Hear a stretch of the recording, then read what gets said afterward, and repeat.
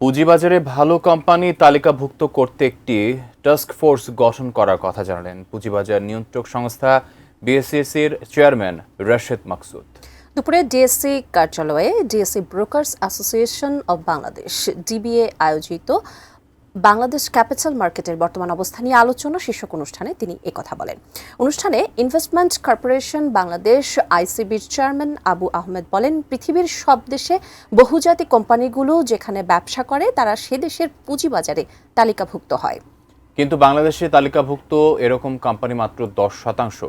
বহুজাতিকগুলোকে পুঁজিবাজারে আসতে বাধ্য করা উচিত বলেও মত দেন তিনি। অনুষ্ঠানে বক্তারা বলেন, শেয়ার বাজারে বিনিয়োগ করে অনেকে সর্বশান্ত হয়েছে। এটা কারো কাম্য নয়।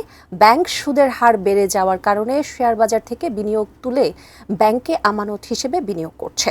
তাই শেয়ার বাজারের উন্নতিতে দিক নির্দেশনা দরকার বলেও মত দেন বক্তারা। So, reform process is extremely uncertain process.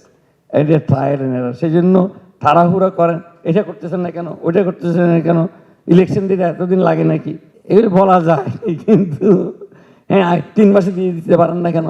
Reform শুনতেছি, আগে শুধু উন্নয়ন শুনছি, এখন খালি রিফর্ম শুনি। এগুলি রাজনৈতিক অঙ্গনে সাজে।